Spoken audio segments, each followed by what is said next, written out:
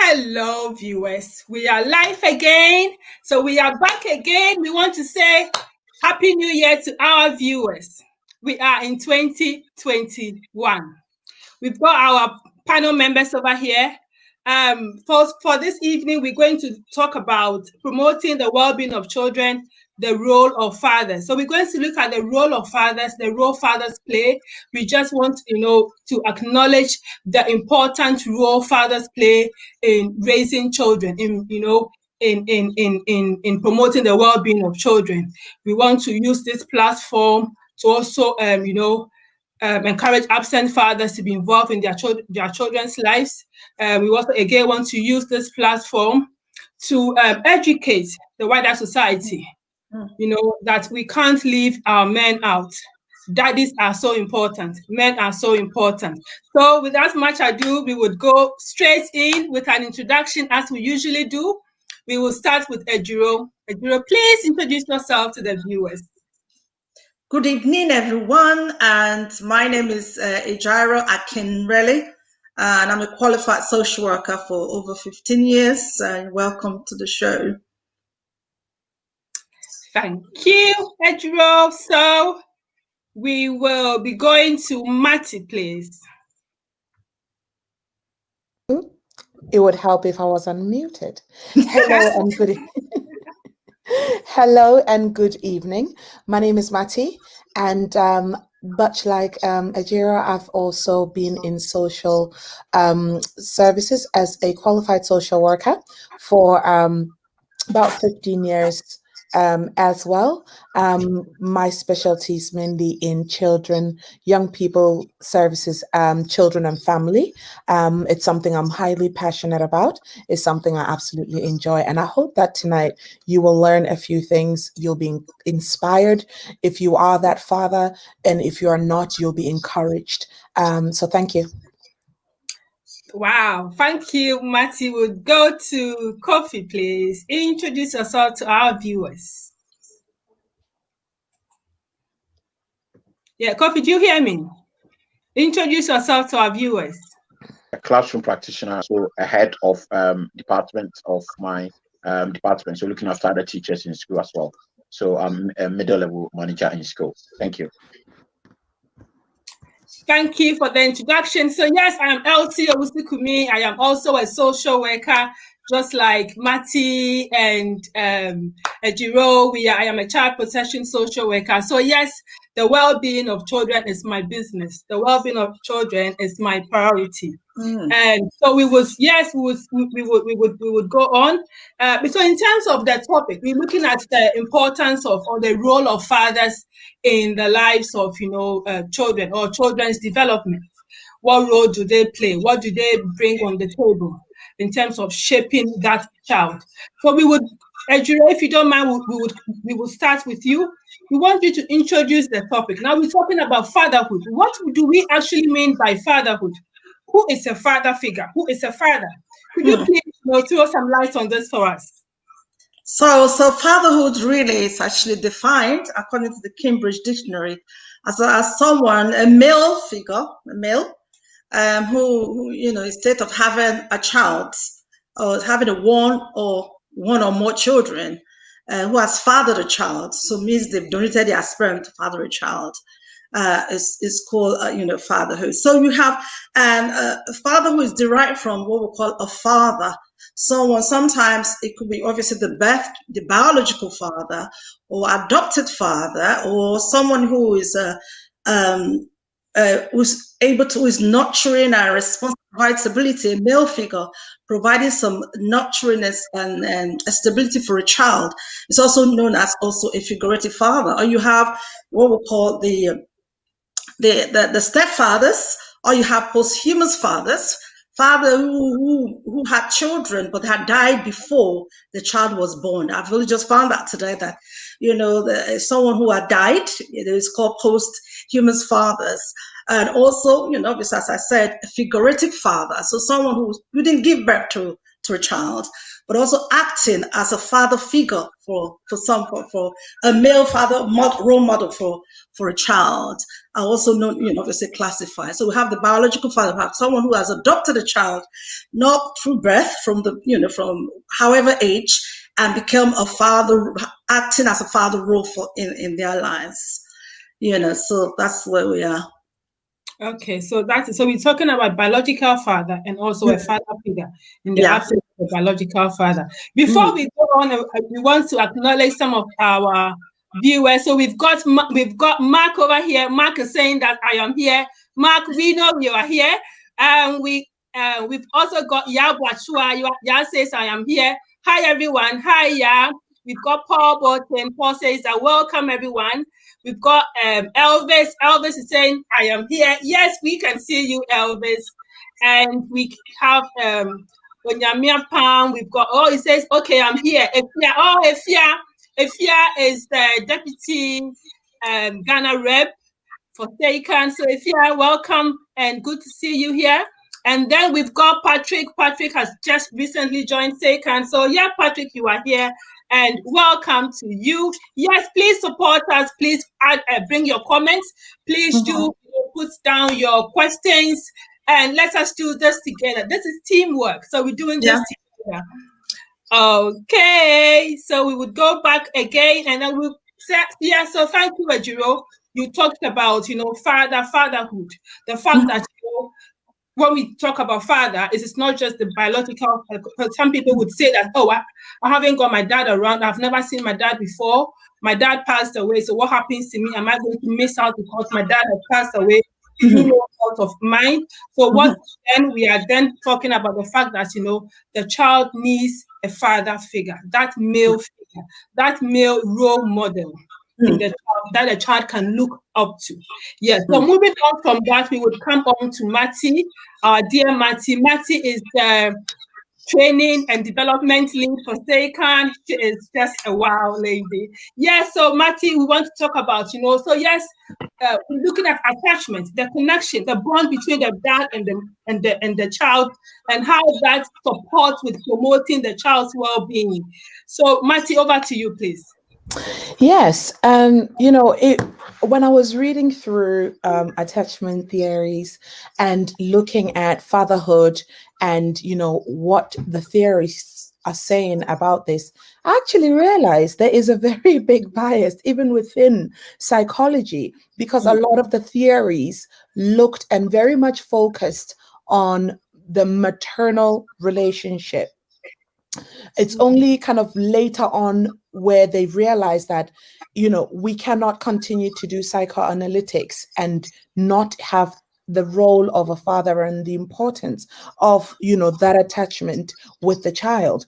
And so one of the ones that, are very much relatable till today is John Bowlby's theory of attachment. Initially, John Bowlby starts off saying, attachment is, we're looking at that nurture, safety, and the safety, the caring, and these are some of the things and characteristics that kind of define what makes a good bond between children and their caregivers. But in fact, when he first started, he looked at children and their mothers, children and their fathers, and obviously buttressing Ijiro's point on different types of fathers. Very much it evolved to say that as long as you are a caregiver, even if you're not biologically attached to this child, if you can, form a bond where nurture is given and some emotional welfare is kind of some emotional connection, is made between you and this child in their early stages, to foster that emotional balanced development, you are actually considered as somebody who can form and create a space for, a secure attachment with this child. So for me, it kind of gave me this notion of, oh, wow, okay. So it doesn't mean that if you are not, biologically related and you are not the biological father, that you cannot play a role, within the whole notion of fatherhood. And as we look at things, as things progress, we see that there's still very much a paucity in literature and as well in theory that covers, that whole process of bonding between fathers and children. But there's one that I absolutely love, which is Moynihan's pathology of matriarchy hypothesis. And this says that it highlights on the fact that actually we can all walk around and talk about, the security and the importance of a mother in a child's life, but he highlighted that the absence of a father is destructive to children, especially boys, because it means that they will lack economic resources, role models, discipline structure, guidance that the father provides. This obviously then leads me to the next bit of, looking at roles, the importance of roles, in parenting, between mom and dad. A lot of the times, all these things around caring, changing diapers, feeding, they are very traditionally stuck to the mom's role of doing things. But as we know, these are also part of, very important things within theory, where you look at touch, which is a form of, building up some level of security, trust, and safety. And so it is important for fathers to move away from that traditional way of thinking about what caring really is and what it entails.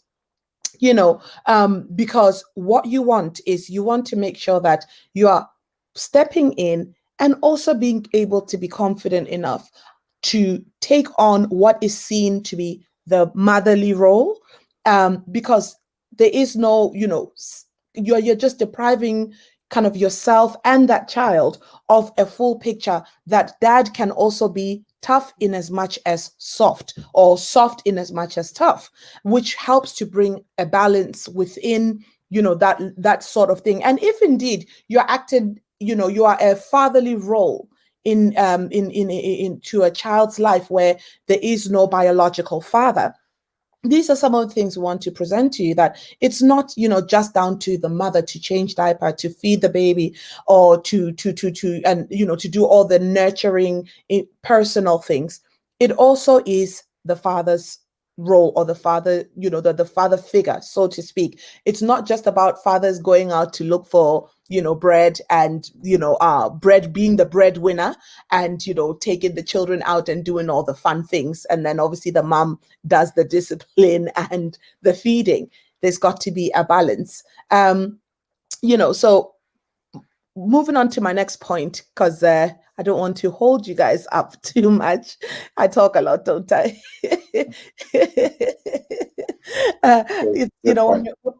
Thank you, Coffee. So the next one is looking at, the impact of the presence of father in the home.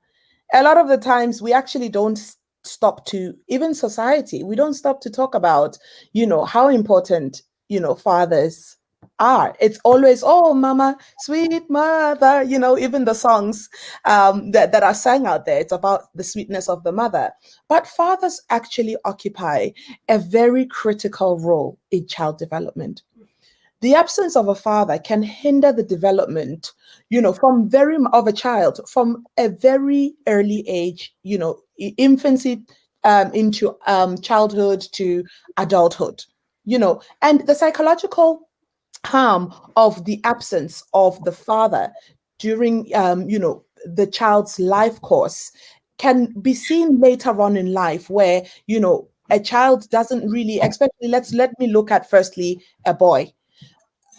There's theories around masculinity, and that, obviously a child, most of the time, a male child will look at, the masculinity of their father and emulate some of those things that father does. And that's why, even as a father, knowing that your children are watching is very important, to know how you conduct yourself. If your way of dealing with conflict is fighting, guess what?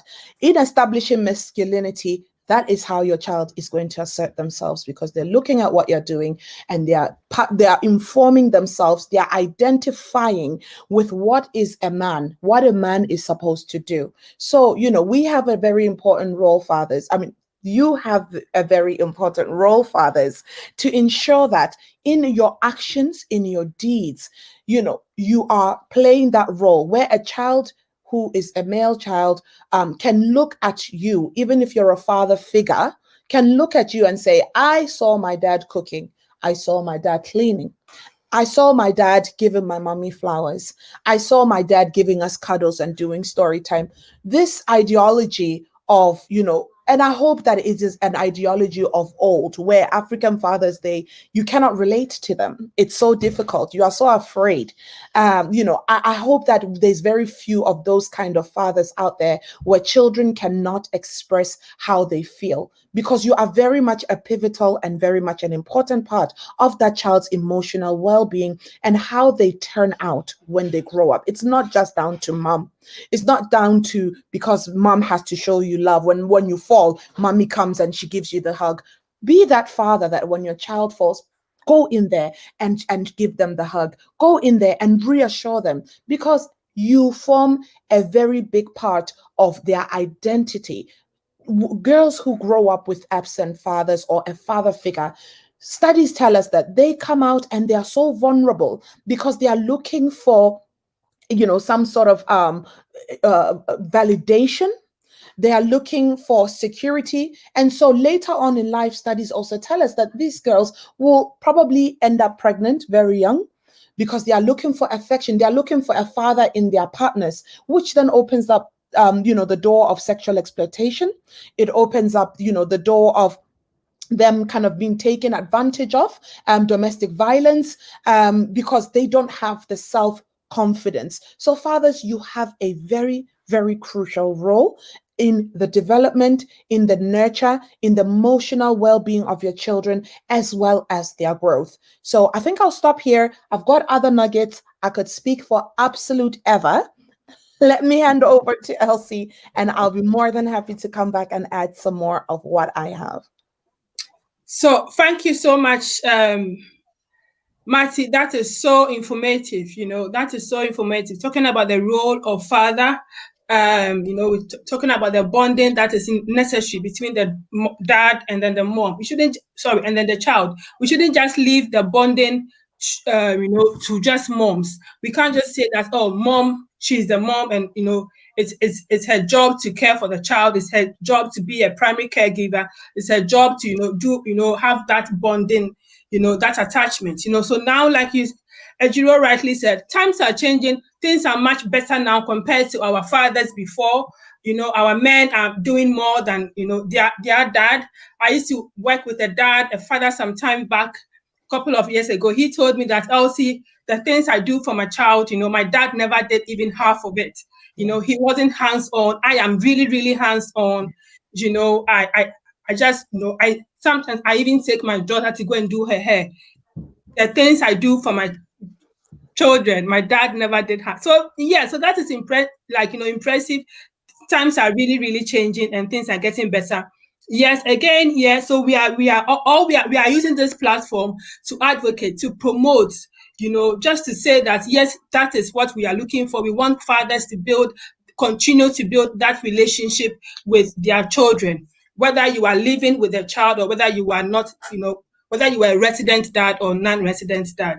And again, as Marty said, we are looking at identity.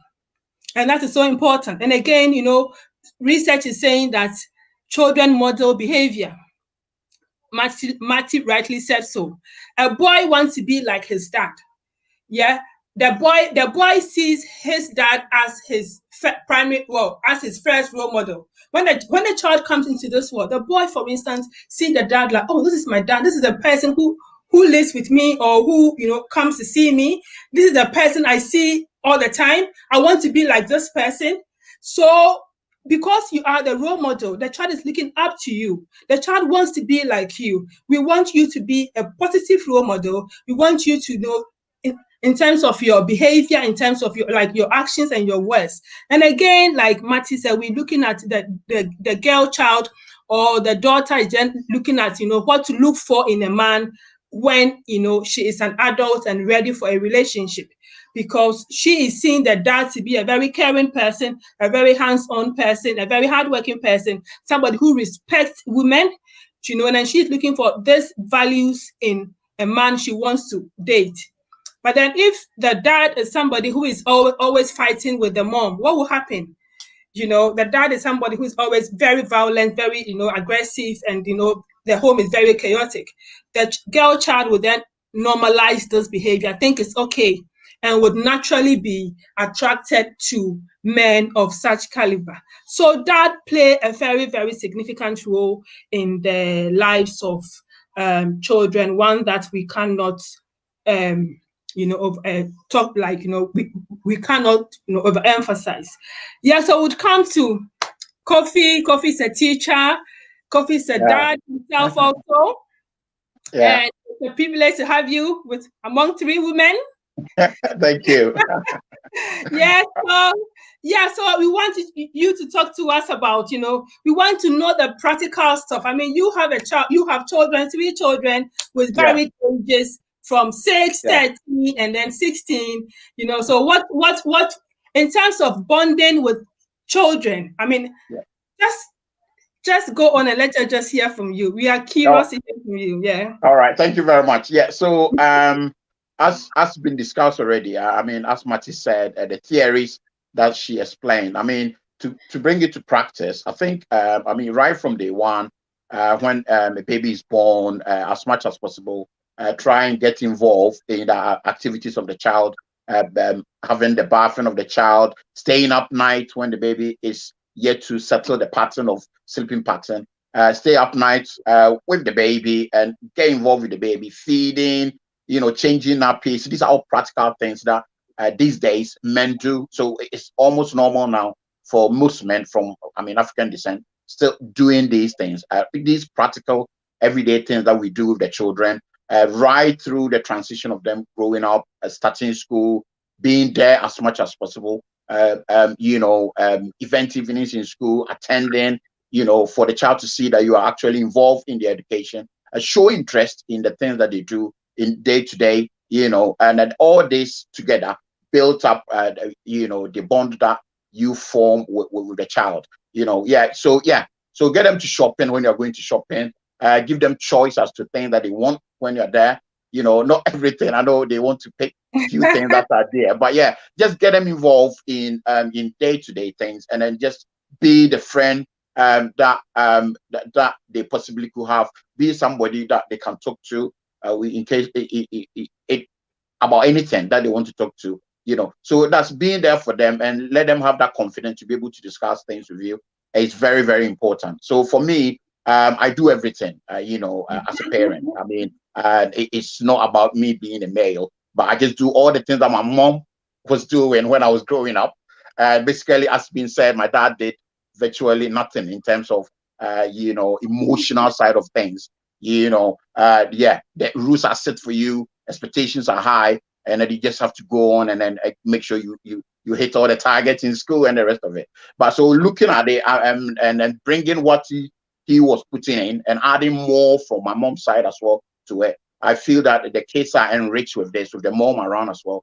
They get the benefit of two of us all working hand in together, and then we are getting them to achieve. So emotionally, they are enriched, and physically, since I'm there living with them, they get all that benefit as well. And there are other benefits that I think with time we're able to talk about. So I'm proud to say we do everything with them, cook with them, show with them some of my Ghanaian cooking skills, preparing jollof and the rest of it. So it's all fun, and then we're learning as we're going along as well. Yeah, and obviously, the children are seeing whatever you do. Your son is looking at what you are doing, and he would want to, he watches you. Children model, observe, and model behavior. They look at what you're doing, and they want to, and then they will model the behavior. They will do what you are doing. It is said children children do what you do more than do what you say. So yeah. Yeah, that So is the case, because they always refer back to some example that you've done, and they'll say, "Oh, but you said that, you actually meant that, but did you do this?" And then you don't have to come up and say, "Oh, actually, did I actually do that?" Yeah, so it is. So they learn from the practical things that we do rather than what we say to them. Yeah. So as much as possible, whatever we are doing, we have to bear in mind that they are learning from the things that we do, our actions. Speaking more louder than the ways that we tell them. Yeah, so definitely true. Yeah. Thank you. And then I like the bit where you said that, right from the very start, that bonding, that relationship should start. We shouldn't wait till the child is maybe 5 or 6 or 9 or Yeah. wherever. You are saying that right from the very start, you have been hands-on, changing Yeah, nappies. it is. Yeah, it is very essential. I know what I'm thinking is, well, so our dads, especially those living in Europe, it's almost. I'm wondering if there are any dads here in UK. I mean, from Africa. I mean, coming here, are still not involved in day-to-day, activities of their children. Then I'll be surprised, because our system here is said that you are home with your partner, you are home with your child, and then if both of you have careers, then it means that you need to coordinate in terms of the work that you do. So you're planning around the children. So basically, I'll be surprised if currently we still have our men saying that all the other activities involving looking after the children and the basic physical needs are for the women. I'll be surprised. And certainly, among my friends here, I don't, I mean, I'm not saying they say, but I see them and I see what they do, and I think almost everybody is now got a mindset of being hands-on and helping, So because at the end of the day, to the benefit of the child. Yeah. yeah, so I believe it supports the research which says that now things are much better than before. Dads today are more hands-on. Dads today are more involved in their children's lives. Dads today are more active in terms of the well-being of their children. Instead of leaving everything for the moms to do and sometimes just being the breadwinner of the house, they are more active. So yeah, so I mean, your observation or your own experience that supports the argument. Yeah, so yes, just linking what you said with what Matty said, I am so interested, in at the very beginning, because I mean, some time back I had a dad who was talking to me about how his child had gone wayward and antisocial behavior and all that, and he was really worried. And his child was at that time 16 years old. And then I was just saying to the dad that you can't just things do not work like magic when it comes to children. What had happened when he was 5? What happened when he was 9? What happened when he was 11? Where was he when he was 14? Because now he is 16. He's joined a gang group. He is into drug and alcohol. He's into all these behaviors. And now you are looking for a solution. There is nothing like quick fix when it comes to parenting. And that is why, right from the very beginning, we want both parents to be engaged. In terms of educational, before I move on, let me just ask Kofi this one, because you're a teacher. Yeah. Let us talk about education. How can fathers support the educational needs of their children? How do fathers support that? And again, whilst I'm asking this, I'm again looking at fathers who are not academics. How would they support their children to do well in school? Yeah, well, thank you very much. Yeah, so thank you. So there are different ways to support your child. I mean, you don't need to be somebody with academic qualification to have ways of supporting your child. Now, the first thing is we need to let our children know that to achieve academic success, it starts just from any intellect that you endow with naturally. That's the starting point. And then there is a growth of that. So effort put in will mean that what you're going to get is you're going to get progress out of it. So let's insist on children putting effort in terms of getting to school on time. So sleeping time will come in. We'll discuss that. So that the child have a good sleep, and so they're able to go to school and stay awake throughout the lessons. And also, when reports come from school or when there are concerns from school, the parent follow up with these concerns. It could be just a matter of your child sacrificing one lunchtime in a week for teacher support, for intervention. Okay, so children learning, they learn differently. There are various ways that children learn. I can spend all the time explaining them. But the thing is, we should be interested in what goes on in school, and we should follow up with what teachers, information that they send us, the report that comes in. Now, for the last 3 days, I've been having phone calls and text messages from Ghanaian parents whose children reports have come in, and for most of them, for some of them, they don't have any qualification. They can't properly read and understand the grading system, but they are finding me and sending the report to me for me to interpret the reports to them so that they can take action. Okay, so there are various ways of taking action. Just show interest in what the children is doing in school. Just a quick ask, how was school today? What did you learn in school? Are there any homework to be done? And then have a look at the homework that they've got. Now, if you cannot help them, now you can point them to where the help can come from. You can go online and try to see if you can get information. YouTube, there are videos there, or go to the school website. These days, all the PowerPoint or all the resources that teachers use in lesson are kept in a folder on the website. So it's not like those days where when we were in school, where teachers just write on the board and clean it, and that's it. Now these days, everything is on there, so you can go back on it. Now, if you have older children as well who can be helping the younger ones, and that will be another way of also helping your children. So the main thing is this, that they can do better than what they're doing now. All right. So don't put them down if the report comes in and they have not met their target grades. Now, let them know that they are going to progress as they go on, and the effort putting in learning is the best thing. So put in effort, and they will be able to achieve the grades. They'll be able to achieve the target that is set to them, and they will even do better than your expectation. So that's the main thing. Let's show interest in it, and then the children see that, and then when they are working, they are thinking about what their parents home are also expecting, and this all work hand in hand and making the children progress in terms of education. Yeah. So yeah. That's one of the. Yeah. Thank you. Okay, so we've got some comments over here before I come over to the other panelists. Thank you, Kofi. So we've got Efia is saying that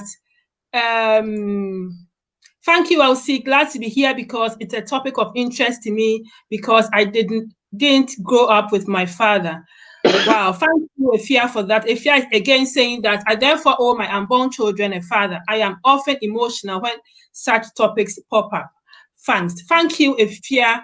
And yes, obviously, Stekan is here. If this topic gets, you get distressed at any point, please, I would put the contact numbers on the screen for you to contact us if you need any support, for you to know where to get support from, because some of our topics, definitely we admit, can be very distressing, can be very difficult for a number of people because of, the points is that we are tackling, or we are looking to discuss the real issues which sometimes are never discussed or are not really discussed. We want to talk about the issues impacting on the well-being of the child. So thank you. And then we've got Mark over here. Mark is saying that I am really enjoying it so far. Thank you, Mark, for watching. Keep the comments coming. And then we've got another one over here. Yes, I'm proud to be here. This is another one. Thank you. And then we've got, so thank you for the comment. Please keep following us. And we've got Elvis. Elvis is, oh. But I thought you've done okay. I mean, yeah, we put our point across. I know. Elvis is giving a constructive feedback. He's saying that, allow panelists to speak. Speaker should talk. Oh no, yeah. My hands are up. I'm going to. I think you've done okay, actually. Yeah, I think we've done well. I would Yeah. like to add though to Okay. the previous comment about one of our listeners that said she grew up without a father, and so she feels she owes her unborn child a father. I don't remember the name, but I just want to kind of just encourage you and just say, sometimes we are so hard on ourselves because society says that you grow up. Yes, we know that there are some things that you feel you're missing just because you didn't actually have a father, a resident father, for whatever the reason is. But please focus also on the male figures that you had growing up. Because for the fact that you can be sitting here watching this program, you have a very great understanding in terms of what is going on. So intellectually wise, somebody was a part of that journey. For you to be brave enough to even put it forward to say, this is what I desire for my future, somebody did that for you, and it wasn't just a motherly figure. So I really want to impress and emphasize that even if you feel like you have never really had the experience of a resident father, a father that lives in the home, it's not what where we're looking at that, but we're also saying fathers are everywhere, a male figure that has been in your life and has had a positive impact. So be encouraged and know that the person that you are today is not just because of your mom. Take time, when you look back and you reflect, you'll actually smile from end to end and say, I actually had a lot of fathers and I was more privileged than other children because I could pick and choose what and in what role and capacity I wanted the male figures in my life to act. Whereas some people just have that one, where if they're angry with you, they're angry with you. So you had the privilege of, if somebody was angry with you, you could just go to Uncle John and say, Uncle John, what's going on? And Uncle John will be there for you. So please, guys, let's put things in perspective. And like Elsie said, if anything at any point, really does trigger, there is support there for you. Don't sit through this and sit through the triggers. We are here to inform you. We are here to bring awareness, and we are also here to say, for those fathers out there that are hands-on, you are doing a great work. Let's keep on pushing this way of thinking so that we ensure that the well-being of our children is actually that goal is reached. Thank you. That's really helpful. Yeah, Paul is saying a great discussion going on, and I hope dads are listening and putting a few things right. Again, we've got a comment here that Kofi is a great dad. He cooks very well.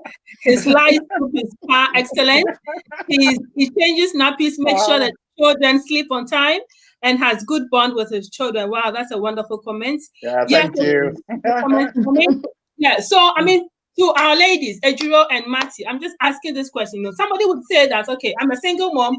I work so hard because for my children, I work part-time or maybe even full-time. Mm-hmm. My partner is not here. He did not care about the children, and I have been, raising them for all these years. Are you telling me that I'm not doing a good job? Because as far as I know, in terms of their education, I am brilliant. I go for, I take them to school on time, pick them up. I go for parent evenings and all that. And then in terms of their health, I take them to their hospital appointments and give them, balanced diet. In terms of their emotional needs, I am available for them. So are you telling me that I am not a good mom, or without, me having a partner, we are not going to do well? What are your thoughts around that? So actually, research actually shows that the mothers are doing great. There's no doubt about that. But as human beings, we as humans, from the day we were born, we were created in families. We were born to have relationships of both male and female. See? So even though as mothers you're doing all the 150%, there's always a gap within the psychological make of a human being to say, you know what, no matter what, how much you've done, there's always a missing link. That's why, sometimes girls who grow up without their father, research actually shows they're likely to have suffered serious depression, anxiety, or make the wrong choices, as we recently talked about. So not the fact that you're doing everything, and that is great. But what we just said is, if there's a role model out there in the community, or if God Almighty, the Creator, is a father to the fatherless, but you also need a father on earth, the physical one, who represent like an, obviously I say like an angel, who represent the Father in heaven, and that can put some of those positive role models.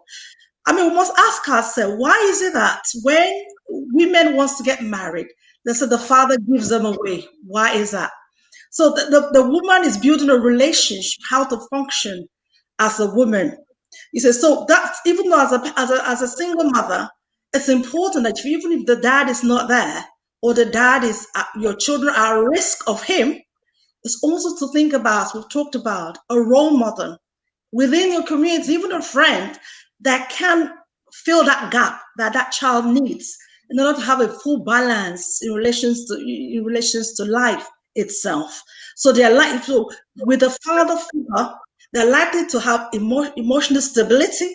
Their self-confidence likely to grow.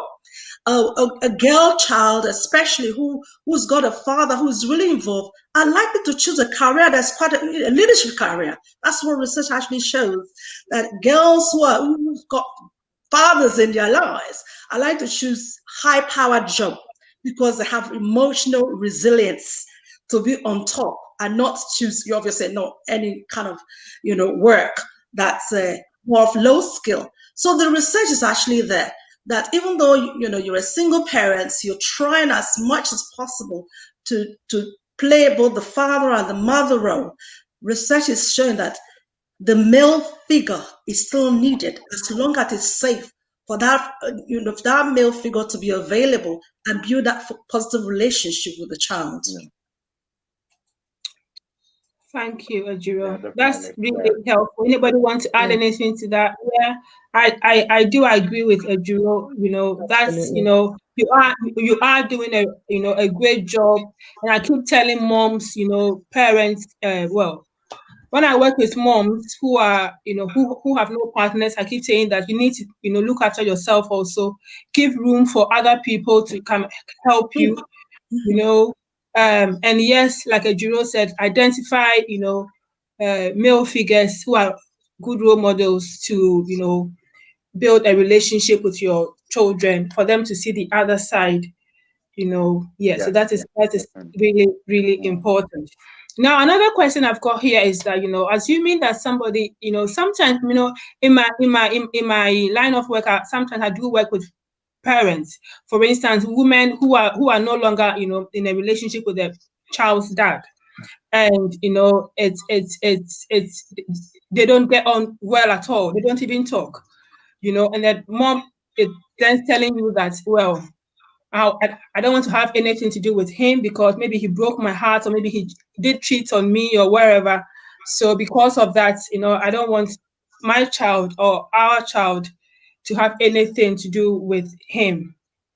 Yeah, and then I am fine, and I am fine, and you could tell that this woman is really, really, really bitter about that. How can parents, co how can they co-parent to care for this child? What advice would you give to such women who do not want anything to do with this dad because they feel that this dad maybe were not available when they really needed them? And sometimes some dads have told them that, okay, I don't want this pregnancy, you need to terminate the pregnancy, I don't want to have anything to do with the baby. So when the baby is now born, mom doesn't want to have anything to do with dad, even when dad comes back to say that I am sorry. Mom says that, no, you did not want this pregnancy in the first place. So I am fine. I just pretend there is no baby at all. What advice would you give to like moms like that who are really bitter?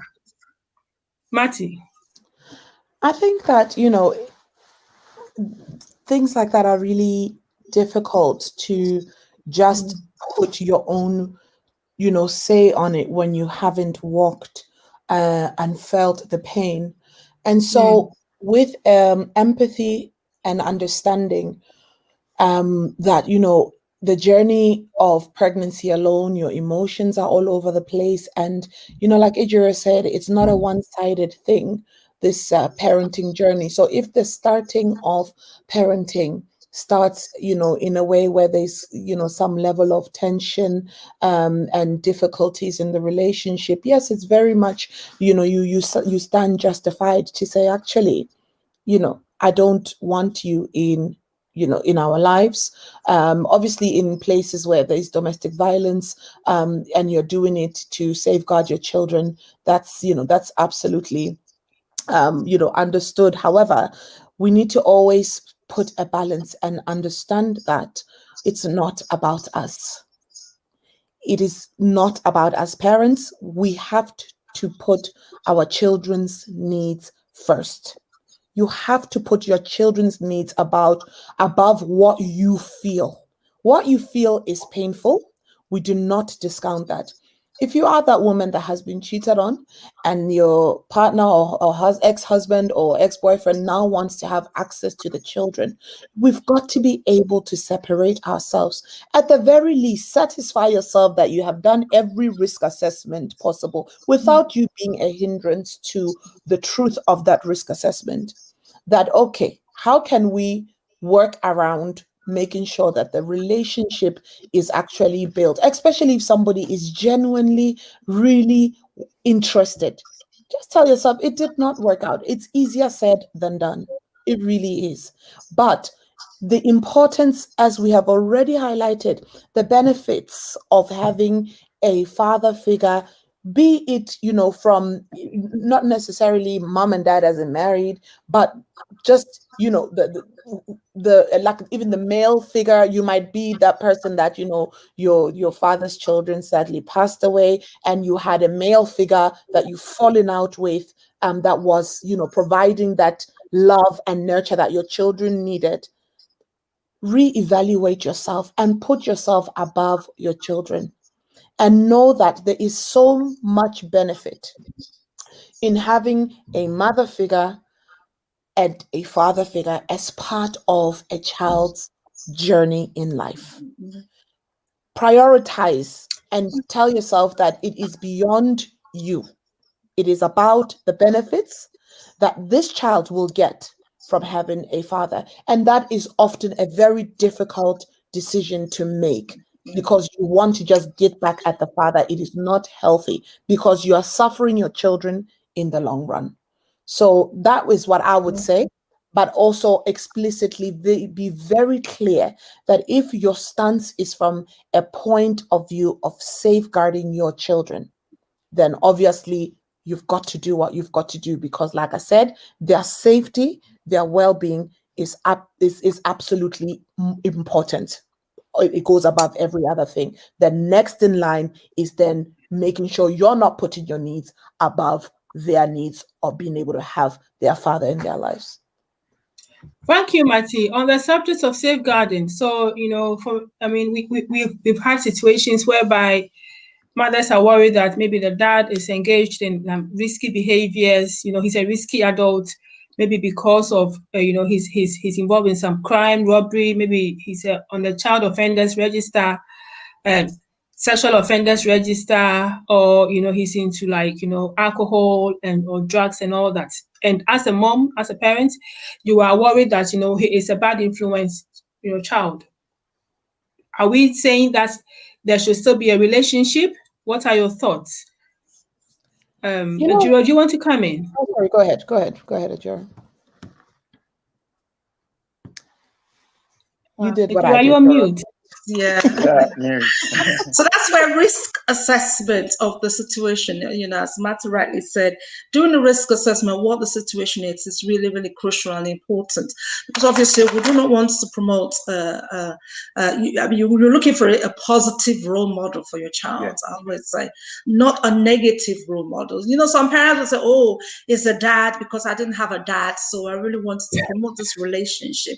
But we are saying it has to be safe, and it has to be in the interest of this safety interests of this child. So if, for example, a father who is always under the influence of alcohol, drugs, or whatever it is, or criminal activities, as we rightly said, you will have to think about, is it safe for me to have It doesn't have to be supervised. It can be supervised contact. Is it safe to have unsupervised or supervised contact? Is it actually safe to have any contact at all? So all that comes with risk assessment. So obviously, if you're not within the children's services, you're not known to any agency that is supporting you, talk to somebody within the community. There are charity out there. I mean, there's computer, obviously internet, where you can say, how do I do a risk? How do I assess the risk? Think about, okay, your child, what does my child want? Okay, you want to build a relationship with that, but is that a good role model for this child? That's a question I will always ask myself as a normal mother. So if my child comes to see this man, when he comes back, what outcome am I looking for? Is he going to come home and say, look, my dad was stealing, or my dad, the lady gave me an example of how her dad used to spend a lot of time in the pub and used to take her in the pub. And then she grows up, then she meets all this, someone like the same thing. So as we talked about role model, you're thinking about the role model for the future, because they see whatever they become is what they see, not what you say, as we've rightly said. So risk assessment doesn't have to be an official risk assessment. You have to say, okay, do I really want this person? I want my child to be exposed to this person, because whatever they see, just like when we tell our friends, our children, not to be friends with someone, who's going to be rude, who's swearing out all the time, because that any relationship have impact, or has an outcome, whether good or bad, on the child, basically. Thank you, Ejiro. Yes, Matthew, do you have anything to say? Or that is about it, right? No. You wrapped it up really good.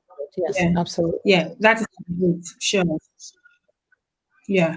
So, so I mean, just a final one before, and then I'll have one more for Kofi. So, if we have a dad out there who is, mom is just thinking, okay, or dad is thinking, okay, I want to start building, going to see my son, haven't watched this, discussion. What steps, if a dad, for instance, hasn't been involved in the child's life, has never been involved, or hasn't seen the child for like loads of years, what practical steps can the dad take, to start getting to know the child? Matty, what would you suggest? I think, again, like I said, you have to think that, yes, it's Hello, all great. All right, yes, I'm talking. All right, Can you hear me? Can you hear me? Okay.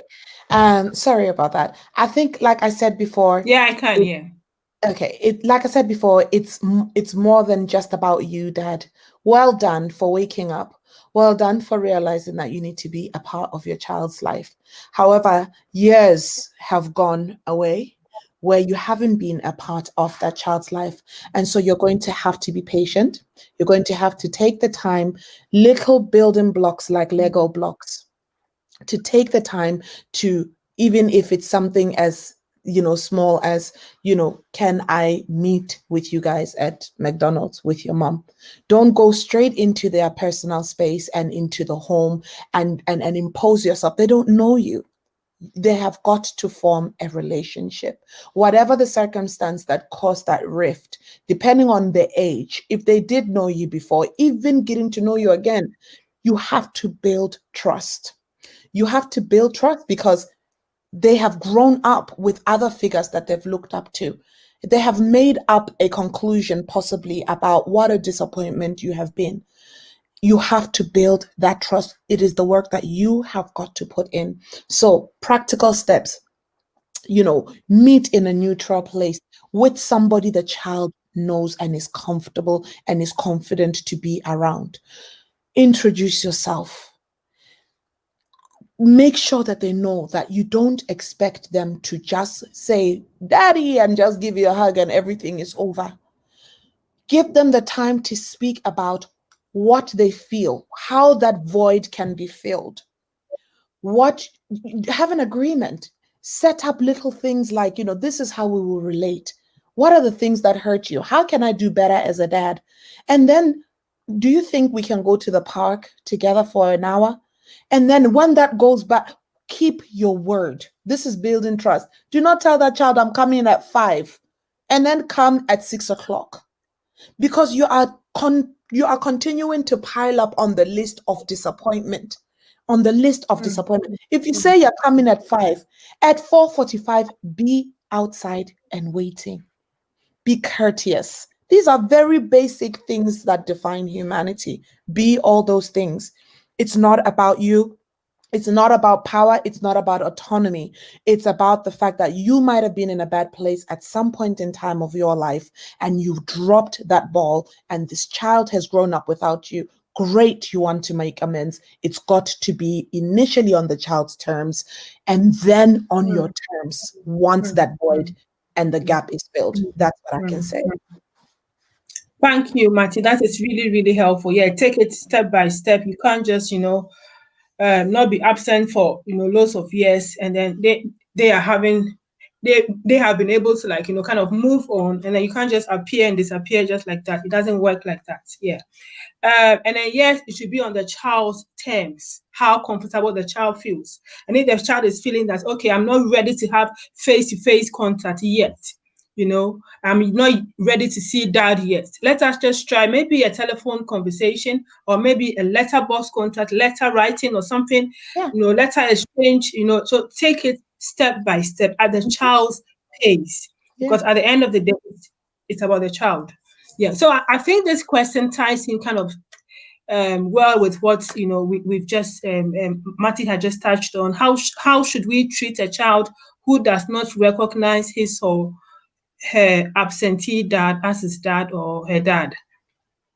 Yeah. So basically, if the child is saying that, okay, so this dad has never been in my life, or or I don't see him as my dad.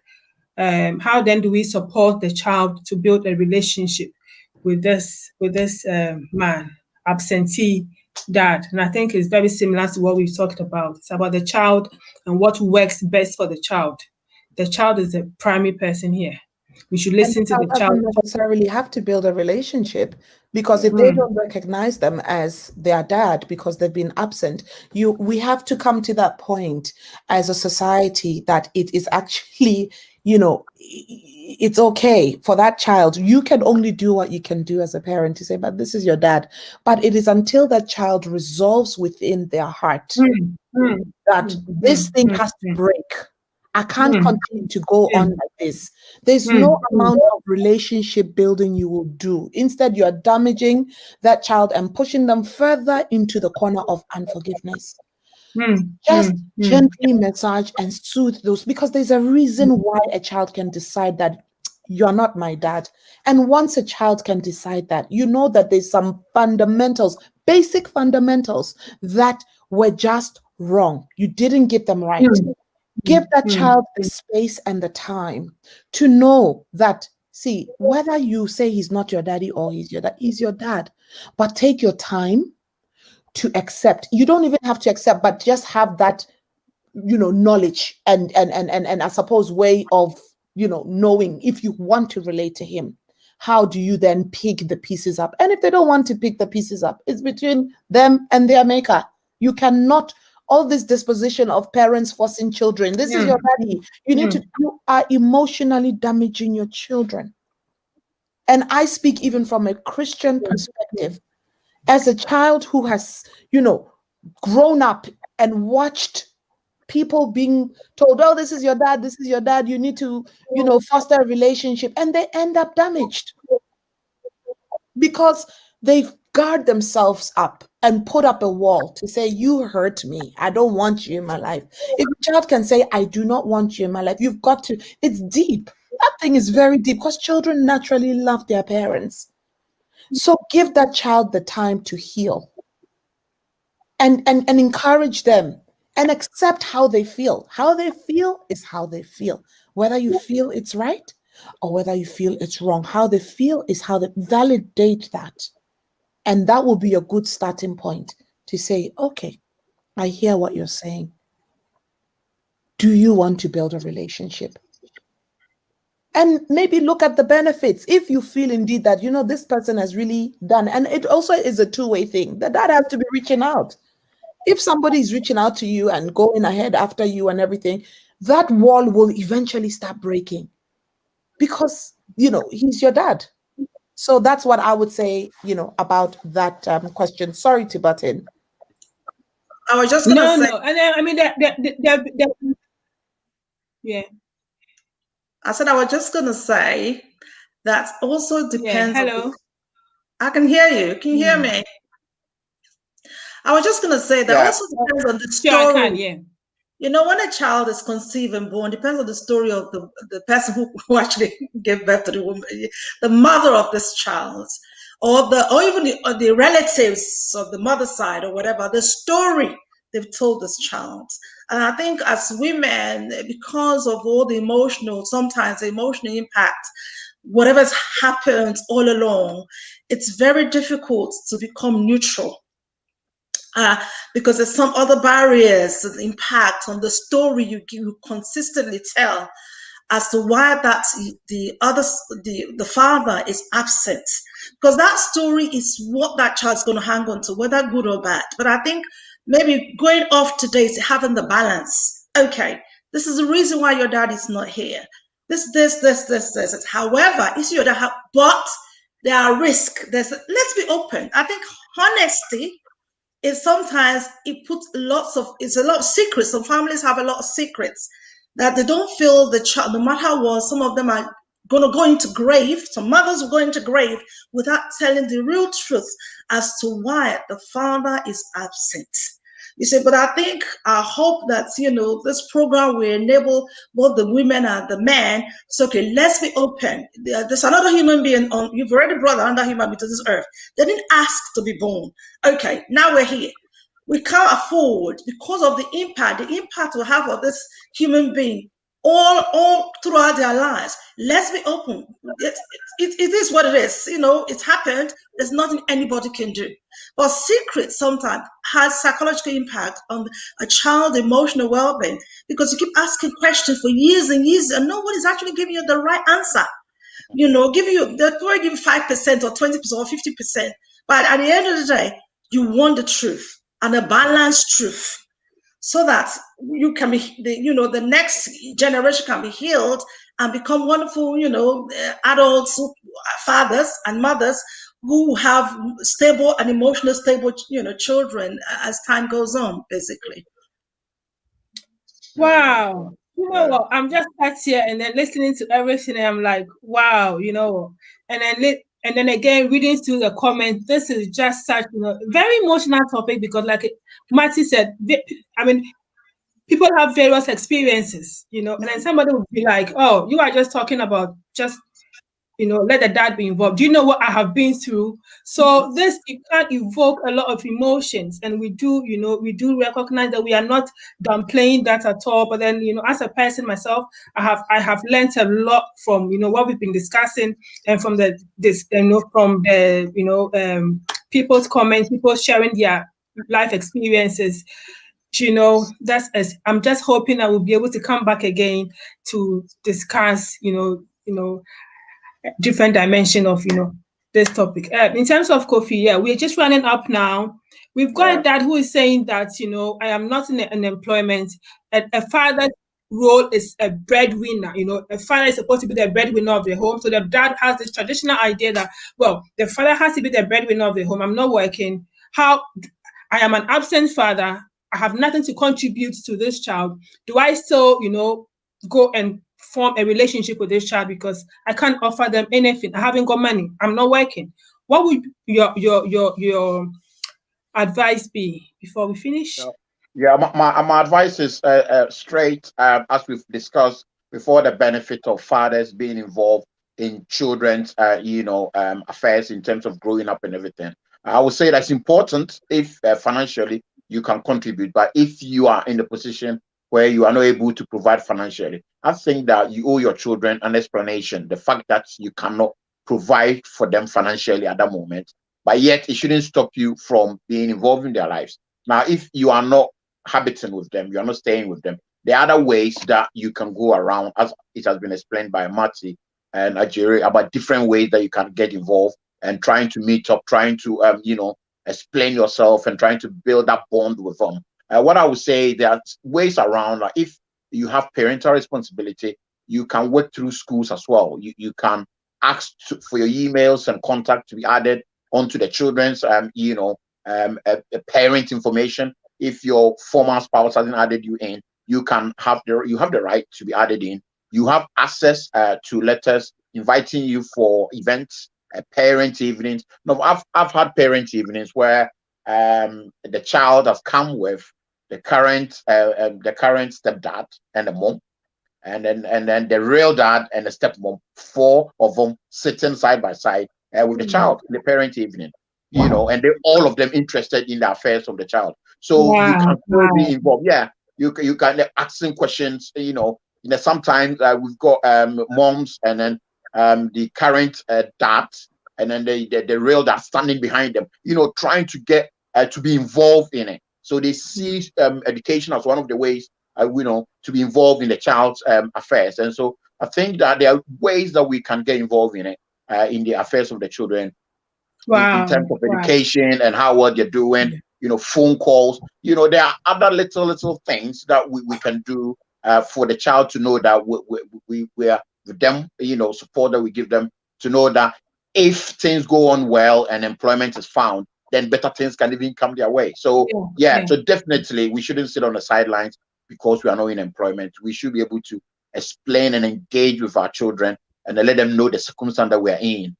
As much as information that you can give them, of course, let them know, and then still be around and still force your way in if it's required to do that. And then the children will know how hard you are fighting for them in spite of the economic factors. Yeah. So I would say definitely don't give up. As much as you can.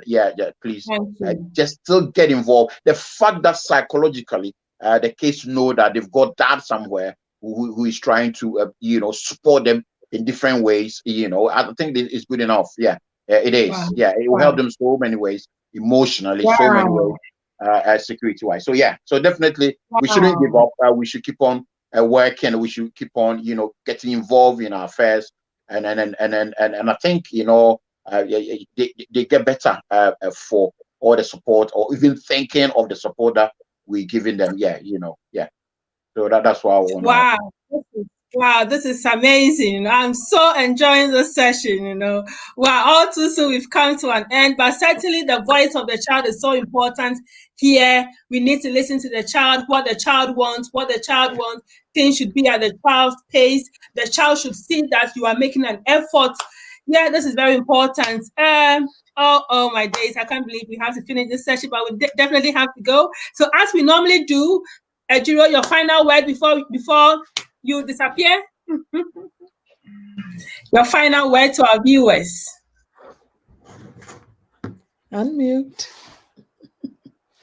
So we must always look at the advantage of having a father in a child's life, and we've said it will give the child a good sense of self. It gives the child confidence. It gives the child the ability to build positive relationships, to be able to know what is positive, what is negative relationship. It enhances the attachment in future. It gives stability. It's a child who grew up with, obviously, in the parents where there was those men and women or different people coming in and out of their house and their lives. They are unlikely to build stable relation future. So we're saying they are positive in having a father in our lives. It gives balance. It gives the good role model. The children have ability to achieve better educationally because their dad takes interest. As Kofi Junati said, you don't have to, it's not money. Children don't actually need your money. They need your presence. So the presence of you is so significant. So if you are a dad out there and you are estranged from your child, you are in the UK or in the developed world, get a solicitor. Go to Citizens Advice Bureau that your woman or the mother of the child does not allow you to have contact with a child.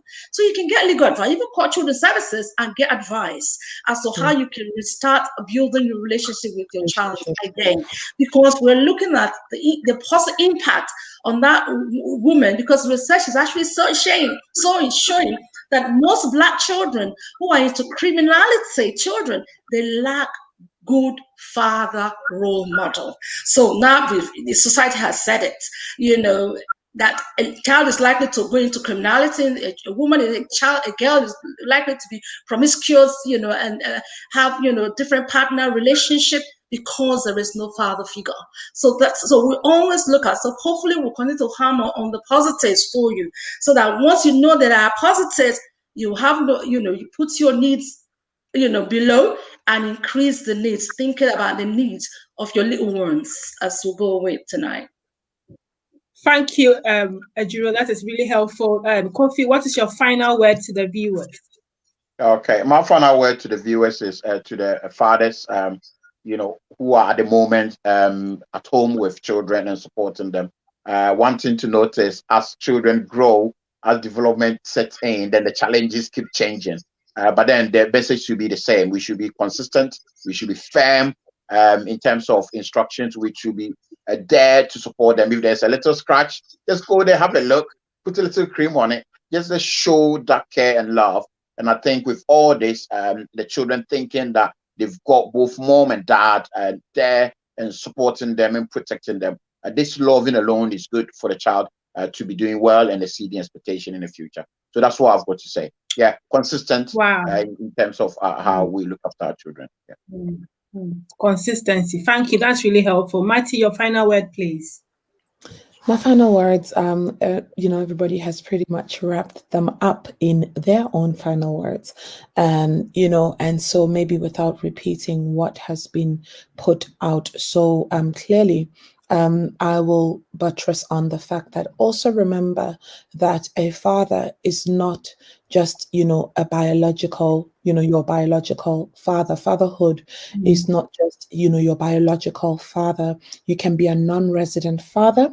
You can be, an uncle, an uncle, a brother, a male figure that plays a positive role in a child's life, and when you are in that position, please remember consistency. Remember that, it's not about the amount of time that you spend with this child. It is about the quality of the time that you put into spending with this child. It is very important that there is a balance. Even for our single moms that are doing it and doing it so well, most of the time they will be, running tears in their eyes and saying, I'm the mother and the father.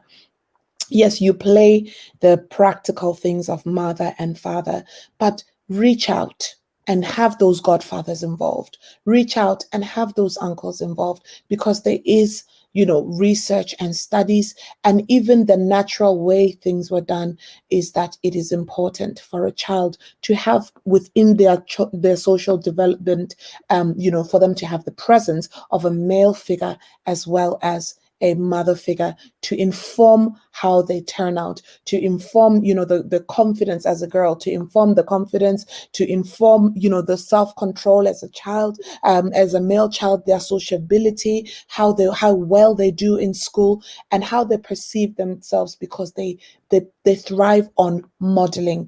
And so it's very important to create that balance. So we hope you have taken away some nuggets tonight and you have learned a thing or two. And we have also taken you on a healthy, reflective journey where you can think back and see that it wasn't all that bad, even if you felt it was, because you did have a societal fatherhood playing a role in your life. So thank you very much for tuning in. Until next time. Wow. Thank you, everyone. And thank you, our panel members. Thank you, our audience, for participating. So bye-bye. Bye. Bye. Bye. Bye.